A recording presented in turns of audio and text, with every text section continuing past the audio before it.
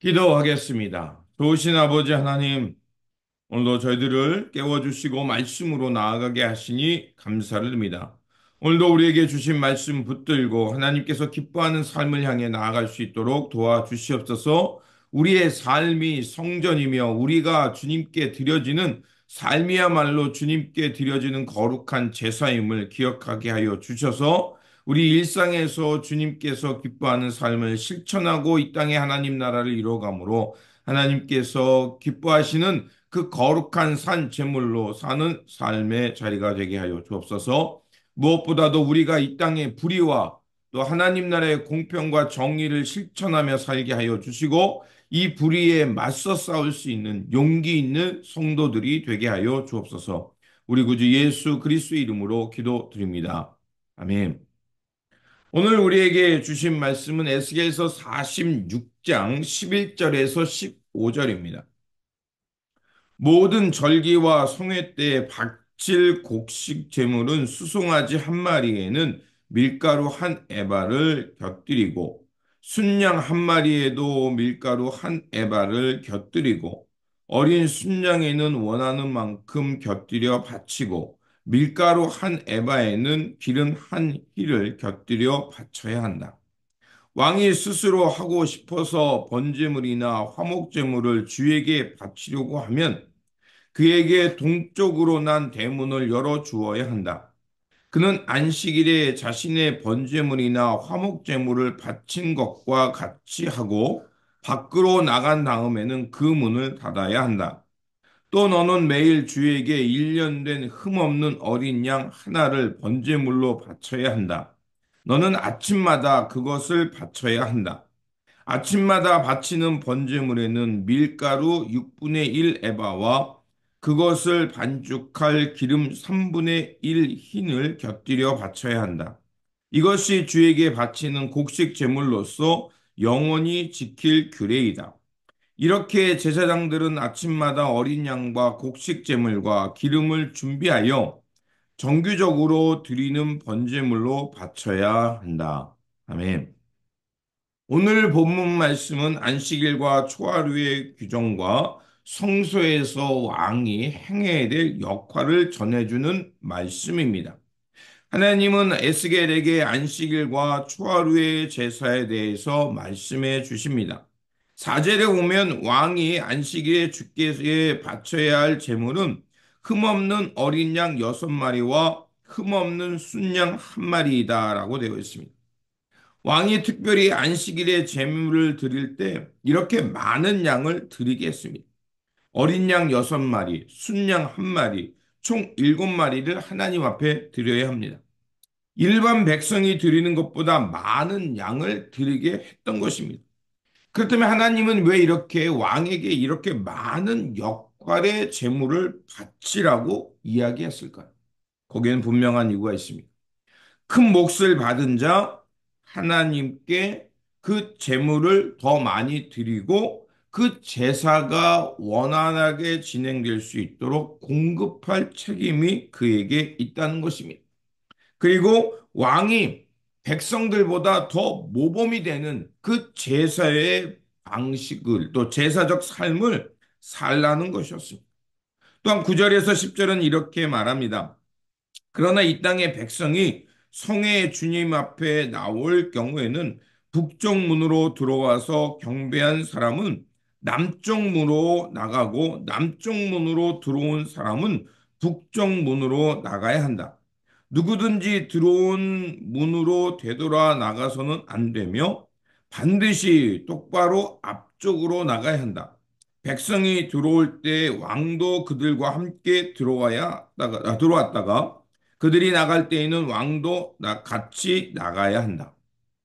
자, 오늘 본문 말씀을 보면요. 9절에서 10절의 말씀을 보면 하나님께서 정해진 절기에 예배하러 왔다가 그들이 들어온 문이 있을 겁니다. 근데 그 들어온 문이 만약에 북쪽으로 들어왔으면 남쪽으로 나가고 남쪽으로 들어왔으면 북쪽으로 나가라고 이렇게 말씀하십니다. 제사에 들어가서 나가는 방향까지 하나님께서 이렇게 말씀하고 있습니다. 그 이유는 무엇이겠습니까? 그들에게 이렇게 이동 경로까지 설명하는 것은 하나님께 드려지는 예배가 질서 있게 드려지길 원했던 거고요. 또 이렇게 예배 드린 가운데 백성들이 모여서 혼선을 일으키고 혼합해서 그 안에서 무질서해지는 것을 막기 위함이었습니다. 그래서 고린도전서 14장 33절에 보면 그 고린도전서에서 여러 가지 재능 때문, 은사 때문에 여러 가지 분쟁이 있고 복잡하니까 뭐라고 말하면 하나님은 무질서의 하나님이 아니요 오직 화평의 하나님이시다라고 말합니다. 이 얘기는 뭡니까? 하나님은 우리가 함께 모여서 예배할 때 또 우리가 그것을 통해서 혼란해지면 안 된다는 거예요. 하나님 앞에서 질서 정연하게 영적인 질서와 그것을 잘 지키면서 예배가 잘 드려질 수 있도록 하라는 것입니다. 또한 여기에 특징이 뭐냐면 예배를 드리러 올 때 군주라도 왕이라도 특별한 자리를 배정하지 못하게 했습니다. 백성들과 함께 줄을 서서 예배하러 들어왔다가 백성들과 함께 예배 마치면 나가게 했습니다. 그 이유는 무엇이겠습니까? 왕이라 할지라도 백성들과 하나님 앞에서는 동일한 한 예배자라는 겁니다.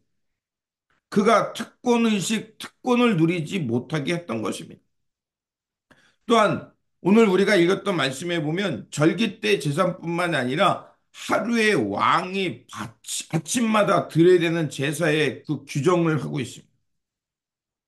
하나님 앞에서 특별한 날만 제사 드리는 것이 아니라 매일매일의 삶이 하나님과 동행하며 하나님 앞에서 살아가는 우리 코람데오라는 말 자주 하잖아요.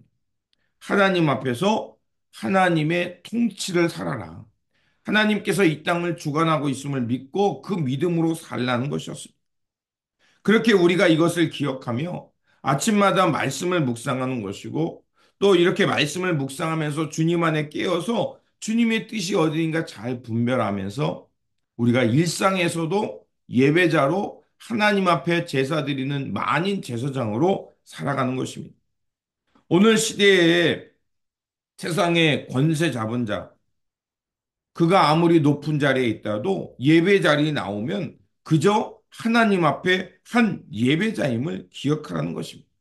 이렇게 해서 자신이 이 받은 권세와 권위가 하나님으로부터 위임받았다는 것을 생각하면 자기가 맡은 사명을 통해 무엇을 해야 되는지 분명한 목표를 알게 될 것이고요. 그리고 힘이 있다 해서 그것을 함부로 하지 않고 겸손히 자기의 사명을 이루어가는 일에 충성을 다할 거라 생각합니다. 그렇게 특별히 교회에서 가진 우리에게 주신 직분들이 있습니다. 이것을 하나님 앞에서 자랑하고 세상에서 자랑거리가 되는 게 아니라 누구보다도 공동체와 세상에서 섬김의 자리로 하나님의 일꾼으로 신실하게 살아가는 것이 중요합니다. 또한 18절에서 무슨 얘기를 하면 왕은 백성의 유산을 빼앗고 그들을 폭력으로 내쫓아서 그들의 유산을 차지해서는 안 된다. 왕은 자신의 재산만을 떼어서 자식들에게 유산으로 나눠 주어야 한다. 그래서 내 백성 가운데도 아무도 자신의 재산을 잃고 멀리 흩어져 다니는 일이 없게 하여야 한다.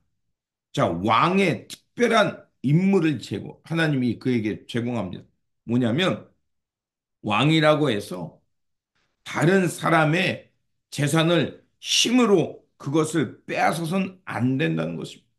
땅의 주인은 하나님이라고 그 이스라엘 백성들은 고백했고요. 그 땅은 하나님이 그에게, 그 기업, 그 자손에게 기업으로 주신 것으로 그들은 그렇게 규정했습니다. 그래서 그들이 이리저리 방황하지 않고 그 땅에 정착해 가면서 하나님 나라의 기업을 지켜갈 수 있도록 하나님은 그렇게 하셨습니다. 그렇게 자신이 왕이 됐다고 해서 내가 내 자식에게 더 많은 유산을 물려주기 위해서 폭력을 행해서 다른 사람의 재산을 빼앗아 그 사람이 떠돌이가 되도록 해서는 안 된다라고 말을 하고 있습니다. 자, 이를 보여주는 사건이 뭐냐? 바로 북왕국 아합 왕이 나봇의 포도원을 빼앗았을 때 하나님은 그 아합 왕을 꾸짖었습니다. 아합 왕은 자신의 권력을 이용해 하나님으로부터 물려받은 기업인 그 나봇의 포도원을 나봇은 지키려고 할 때 억울하게 죽게 했습니다. 하나님께서는 그래서 아합과 이사벨을 그들의 악행을 보셨고 비참한 죽음을 맞이했을 뿐만 아니라 아무도 그들의 시체를 거두어들이지 못하게 했습니다. 힘을 가진 자가 힘없는 자를 그 수탄하는 것, 그것은 결단코 하나님의 뜻이 아님을 오늘 본문이 우리에게 말해주고 있습니다. 하나님께서 우리에게 어떤 권세와 권위를 주신 이유가 무엇이겠습니까? 우리에게 주신 힘과 능력으로 약자를 보호하고 이 땅의 백성들을 섬기면서 하나님 나라를 거룩하게 이루어갈 책임이 우리에게 있다는 것입니다. 그렇습니다. 하나님께서 이루어가신 새하늘과 새 땅에서의 새 성전의 모습과 공동체의 모습은 바로 하나님의 공평과 정의를 실천하며 평화를 이뤄가며 돌봄의 공동체가 되라는 것입니다. 또한 권세 있는 자는 이 말씀을 기억하면서 이 하나님의 뜻에 입각해서 아름다운 섬김과 나눔을 실천해 가는 것이야말로 이 시대에 우리가 살아가야 될 모습이요. 이 땅에 하나님께서 원하시는 그리스도의 공동체를 이루어가는 모습입니다. 이러한 그리스도인 되어서 하나님의 아름다운 공동체를 이루며 사는 저와 여러분들이 되시기를 주님의 이름으로 축원드립니다. 기도하겠습니다. 사랑과 긍휼의 하나님, 하나님께서 이루시는 새 성전과 새로운 공동체는 하나님의 말씀에 입각하여 질서 있게 하나님을 기억하며 경외하며 하나님 앞과 동행하는 삶이었음을 말씀해 주셨습니다. 그러하오니 하나님께서 우리를 부르시고 지명하시고 하나님 나라의 귀한 직분을 맡겨 주셨사오니 더 많이 섬기고 베풀고 하나님 나라의 그 일을 향해 함께 멍에를 지며 살아가는 우리 모두가 되게 하여 주옵소서.